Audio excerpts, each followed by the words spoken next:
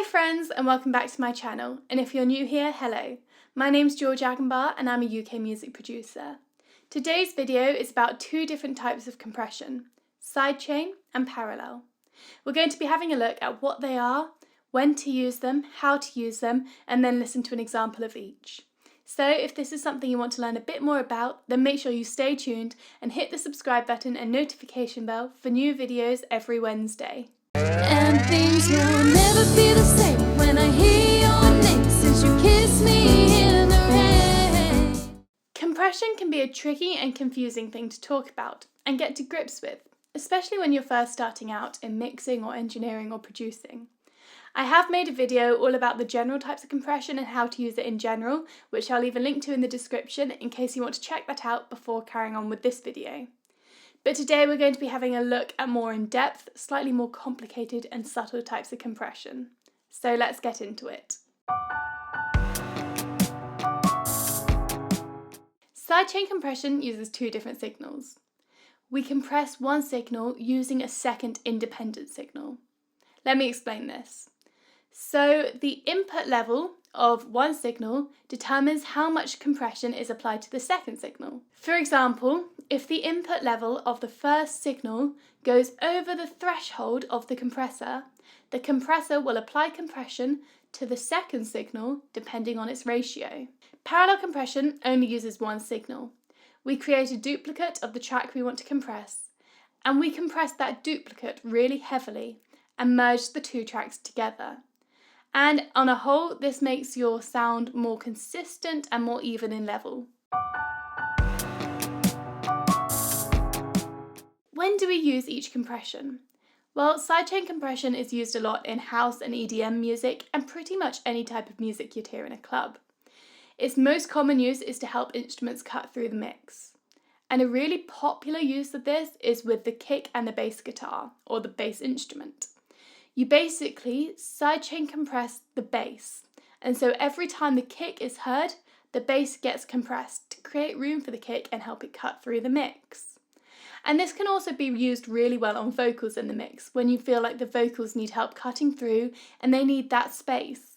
A really interesting use of sidechain compression is when you compress certain frequencies. Now, you do need a multiband compressor to do this, but you can compress a certain range of frequencies to duck down when another track sounds. It is a bit more complicated, but it's really, really cool. Parallel compression is great at sounding natural. By merging the two tracks together, we compress the track without making it sound compressed. And it's used commonly for controlling dynamics. The copy track that's been really heavily compressed creates a great bass track that sounds really consistent, and the original track that is merged with it is just there to add a bit of dynamic range. Parallel compression can also be used to help glue all the tracks together.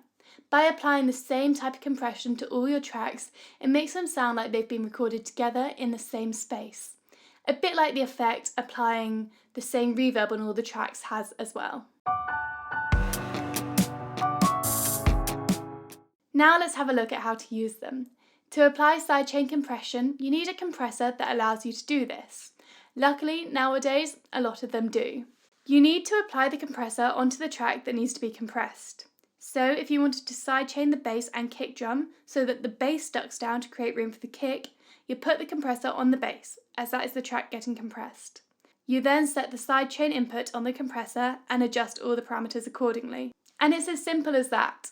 To apply parallel compression, you select the track you want to compress and create an aux channel.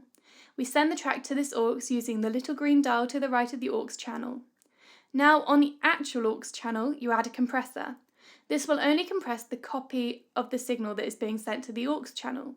So you set the parameters according to how you want the parallel compression to sound. So that's what they are, when we use them, and how we use them. Now let's have a listen to how they sound.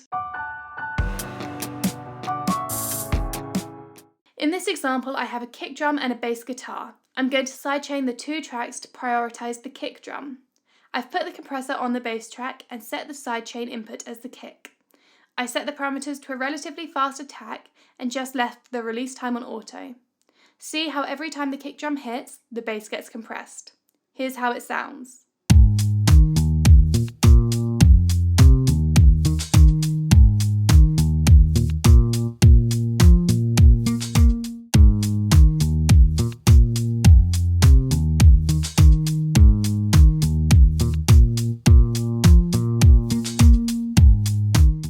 I hope you can hear how that really creates room for the kick drum without compromising the sound of the bass too much.